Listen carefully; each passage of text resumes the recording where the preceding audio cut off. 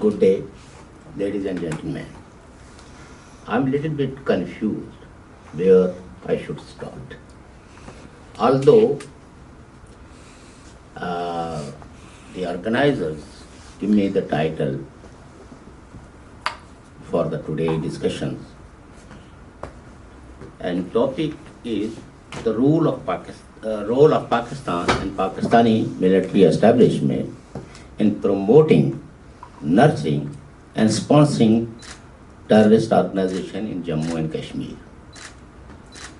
I should read my written speech, but before I read it, I would like to say something about my also a student life, because when I entered in this university, I recall many memories when I was student and I entered in the university, Vrije University.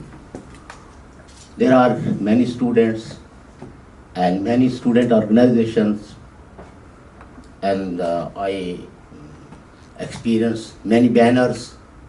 So some student organizations inviting new students to join their student unions. Like most of in the Vrije University, there was a division among right-wing student union and the left wing. When I interact with the right wing, they are talking with me regarding religion, about God. Although I born in the Muslim family, but their narrative was totally political. When we become the good Muslims, then we can achieve each and everything. And I was not so naive.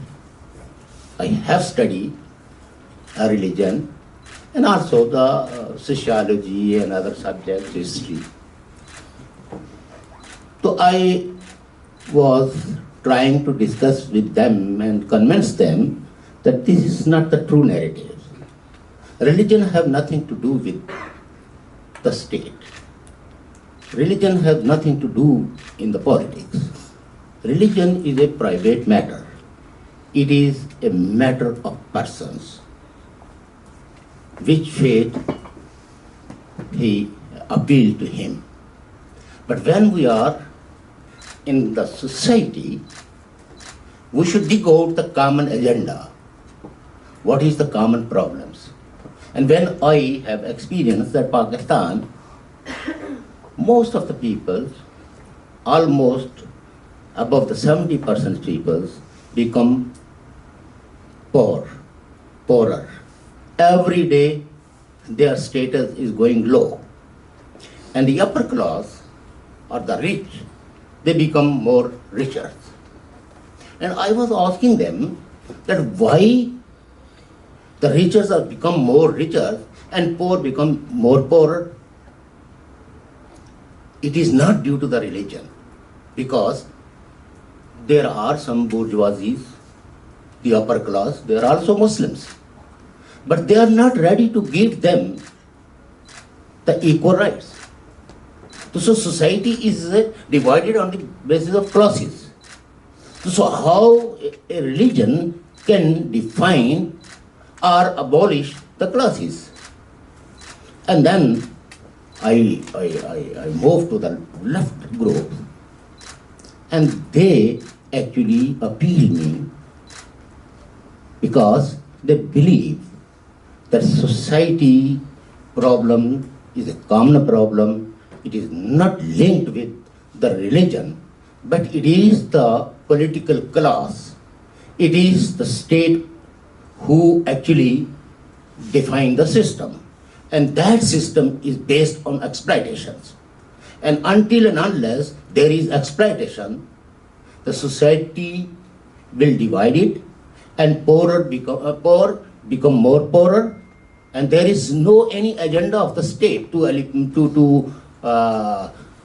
eliminate the poverty.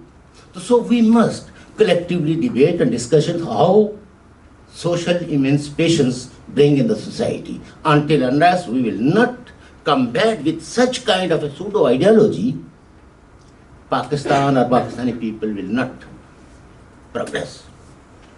And at that time when I entered in the university, Pakistan was ruled by dictators and martial law was imposed. When the martial law imposed, each and everything is on the mercy of the military journals. Constitution was abrogated and all the apex courts was not properly functioned. So we think at that time that democracy is only viable solution for the progress of the society and eliminate all the discriminations, because it is the democracy who recognize a person irrespective of his religion, irrespective of his gender. Democracy gives him power, and democracy eliminate all kind of the discrimination on the basis of religion or tribes or something else, because every person who is interested in the politics, he interact with the persons and ask them vote. Then he is appealing to a common person to cast the vote in favor of him, because he know that it is the power of the people who can give me the powers. So society, we are 600 years Muslims, but even then we have tribes, we have Sayyad, we have Gujar, we have Jat, we have many. Or even if a lady, young boy, they love each other and belongs to the different tribes, they are not allowed, although both are the Muslims. And I have personal experience. Many people suffer due to this kind of tribal discriminations. But when the democracy came in our society, then this kind of a discrimination was slowly eliminated, and the party and politics become the more powerful. In Karachi University, actually I am used to group discussions, interactive dialogue. I'm not so every time to use a written statement. But here I have some compulsions due to the chairman and the EFSAS and the university protocol. So I will first try to read it, and then if you have any questions regarding our society, because today whole world is suffering due to the radicalization, due to the terrorism, and it is not only the Kashmir, it is everywhere. And there are many states who try to use religions against the enemies. Maybe in the context of Pakistan thinks India is her enemy. In the context of United States, those who are not follow the order of the United States, because United States is a single powers in this world. So everywhere it is a tool. Religion is a tool to use against enemy, and terrorism nowadays is a foreign policy to pressurize the others and to go to achieve some kind of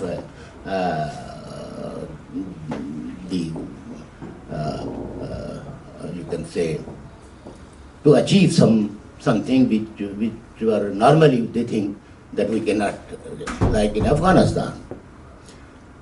It is the long story, but all those peoples who were victims in Pakistan, whether due to the struggling for restoration of democracy or the struggling for the ethnic groups' interests, restore their or protect their culture and history and they become the victim of the state, immediately their next door refuge was the Afghanistan.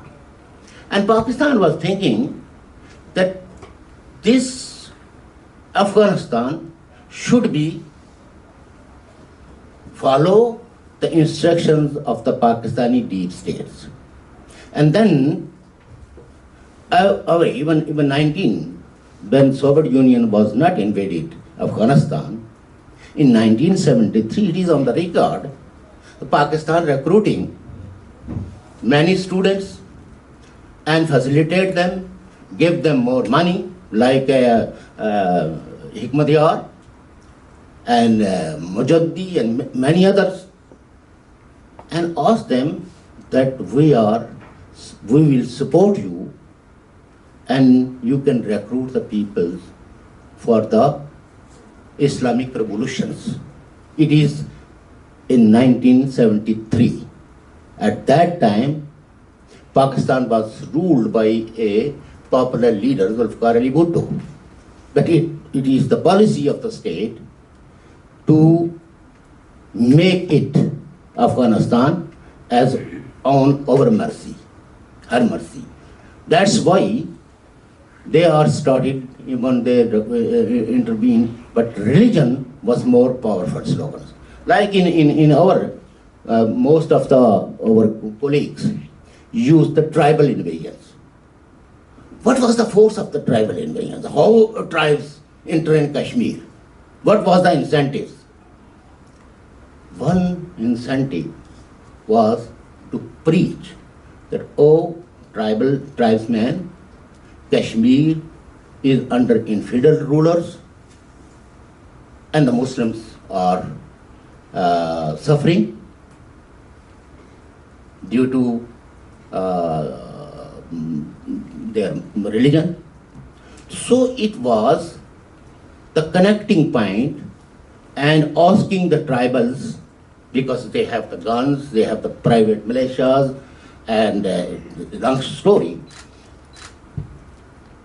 Those tribals was the staunch Muslim belief, and they enter in Kashmir for purpose to occupy Kashmir, and they did not know what is the culture of the Kashmiris, what is the sentiment of the Kashmiris. And first persons, when the tribal invaded in Kashmir, in Muzaffarabad, a Muslim Kashmiri who stood against them and asked them, we are living here since centuries. We didn't feel any kind of discrimination on the basis of religion or ethnicity. Why you invaded and why you killed the women's, non-Muslim women's? Why you are looting the common peoples? Then the first person who was killed by the tribals was a Muslim. He just, what was his fault? His fault was that he was asking that we are living since centuries and we have no problem with each other. Why you people are killing these non-Muslims? But they were not aware of that, and they are killing, dumping, and even young woman was kidnapped and sold in Pakistani markets, just very meager, small money.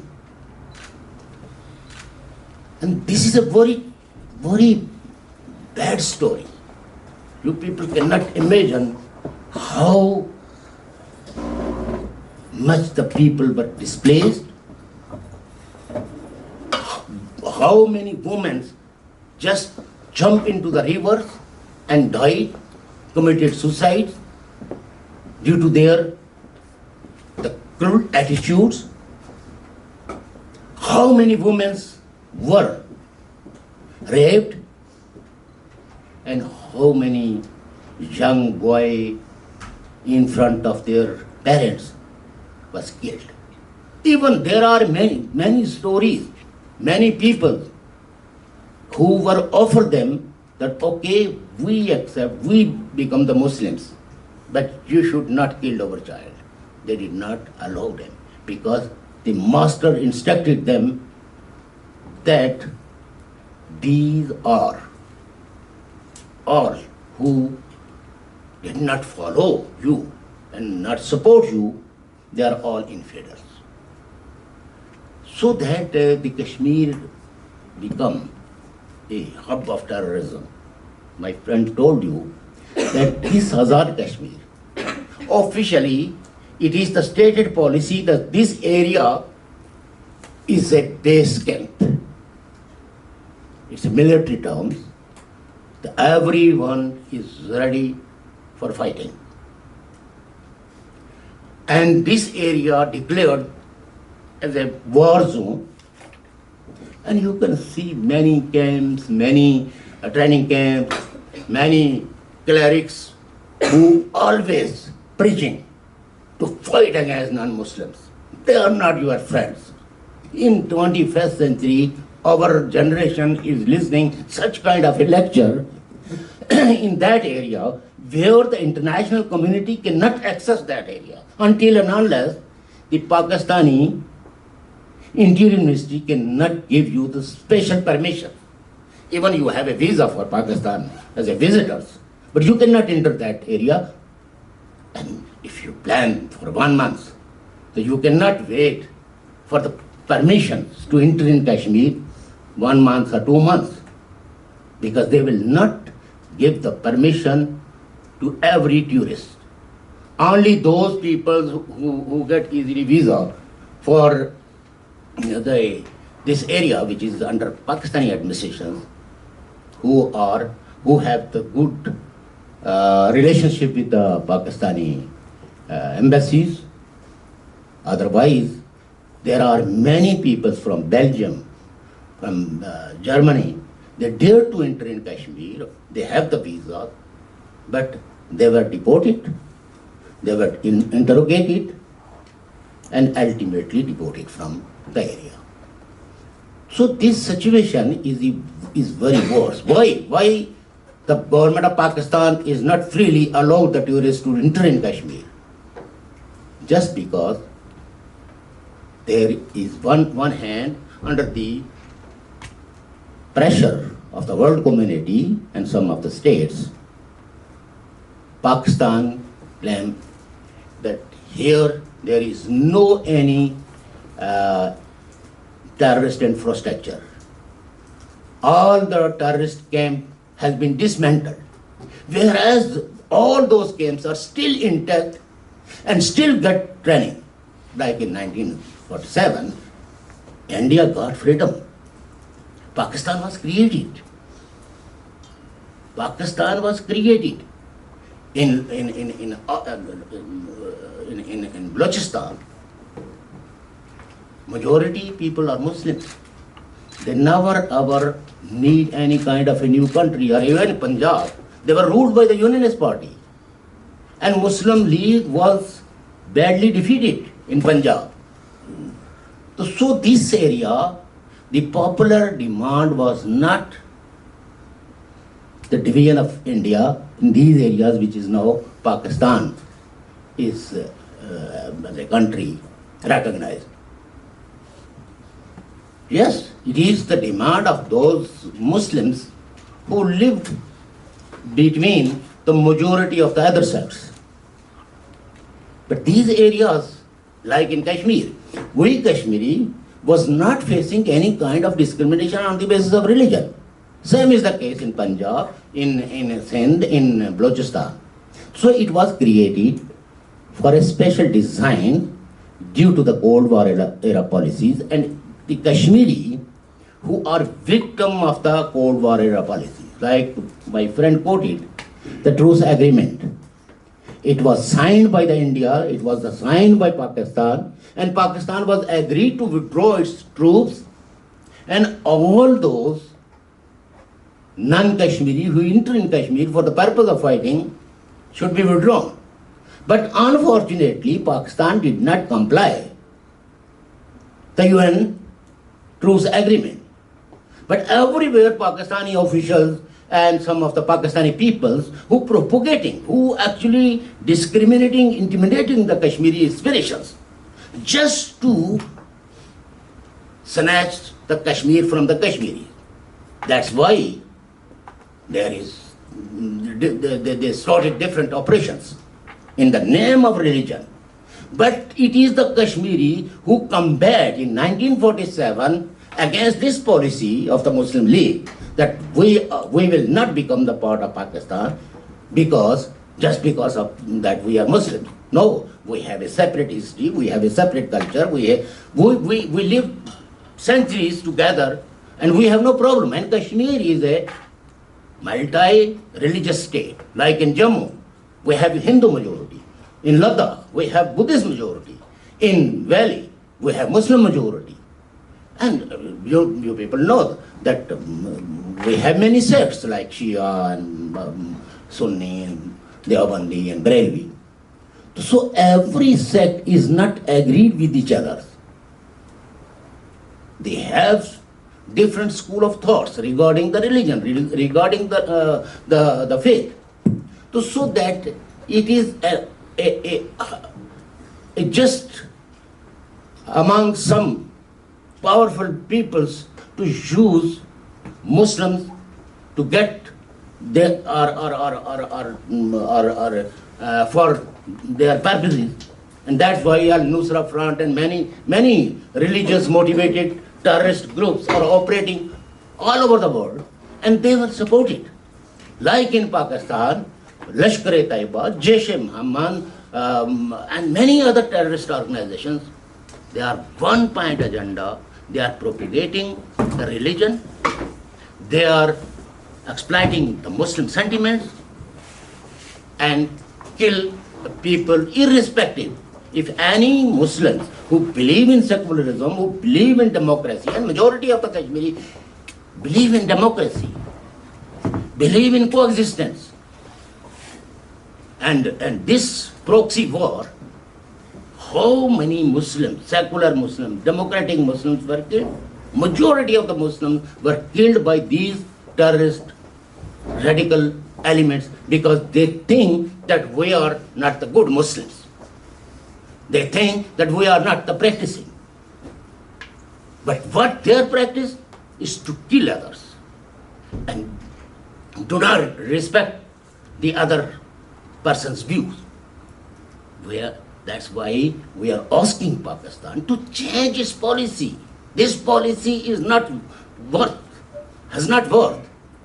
It divided Pakistani society, and now Pakistan is suffering because there is no rule of law, there is no justice system, all the judiciary, especially the apex court, they are compromised. One prime minister ousted through the no confidence motions, and he is on the road, and the other is living in exile. He was 3-time prime minister, and I was a simple student leader who have the noble ideals for peace, for democracy, for social emancipations.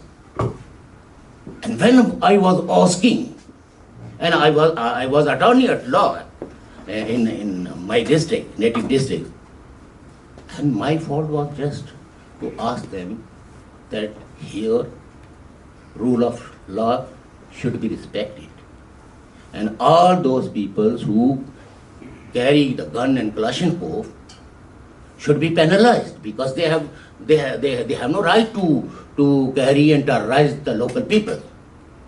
I was kidnapped, not only one time. And when I was facing solitary confinement in 1994, they were asking me why you used the terminology of the theofascism. Why you are always talking against our assets? Assets mean the radical terrorist groups. I was asking that these groups harming our society, they did not respect the women. They did not recognize our identity. And you people impose this kind of a peoples who are not even a support from the Pakistani common masses. If Hafiz Saeed is your asset, then first you should give him the post of the Prime Minister or the President. But here, you did not allow him to take elections, but you are asking us we should accept him, recognize him as our hero, whereas we are not agree with his narrative of the Islam. There are many sects in Islam, and it is the 13th century when the Mughal conquered the Baghdad, and at that time one of the local clerics, Imam Ibn Taymiyyah, he stood against the Mughals. No, we will not accept you. Although they accept the Islam, they become the Muslims, but Taymiyyah was the first person, because Taymiyyah actually before he was he was against the Ibn Rushd. Ibn Rushd was more progressive Muslim at his time in the 12th century. So today, the Islam, what kind of a Islam is prevailing in our society? It was the Taymiyyah narratives. And Taymiyyah narratives that everybody should enter in Islam with full purifications. And there is no idea, there is no space for coexistence.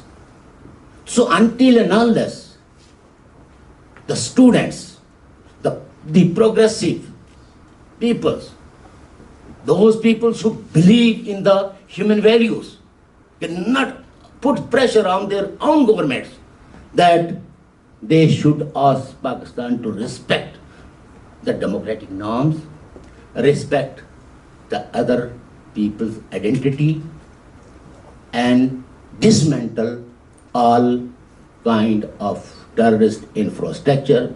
And radicalization of the society is not benefited the neighbors of that society where the radicalization is under the patronage of the government. I'm not in favor of bashing any country.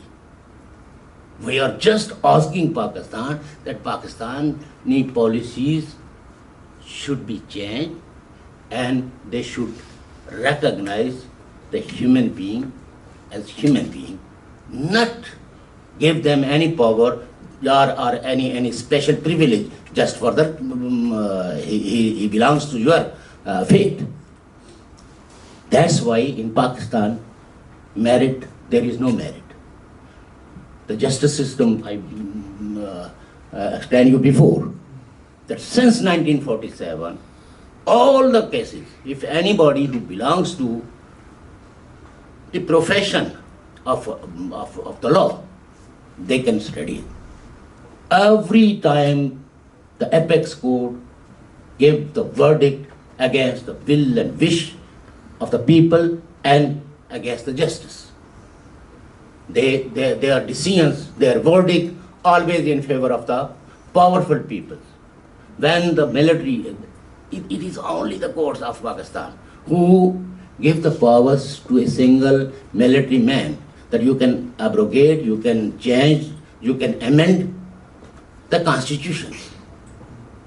So this kind of policies, ultimately, everywhere the people are facing, whether it's UK, whether it's Holland, some persons who coming from UK and targeting one person who took asylum or who is living in Netherlands, and it is well reported case in the press.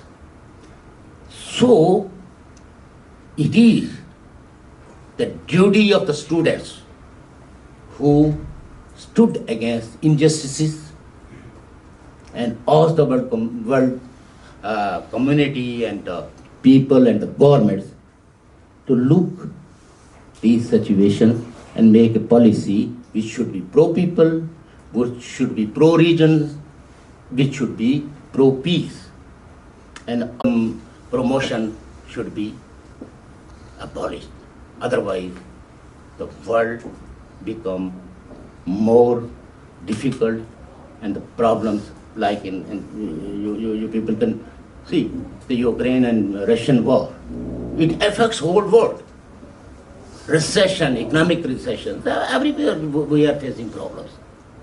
So we should stood for the peace. We should stand. We should our popular slogan should be peace.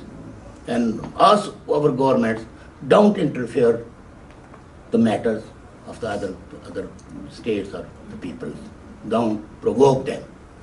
But religion or religious exploitation should be stopped. Otherwise, everywhere you can experience, because a religiously motivated radical persons who have no honor for any other personality, because he is waiting for Allah. In Pakistan, it is a popular slogan that we are ruled by 3A: the army, the Allah, and the America.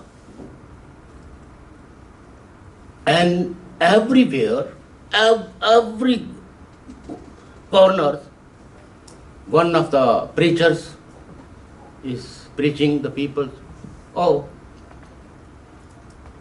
some of the virgin whores are waiting for you. Why you are not taking gun against the infidels?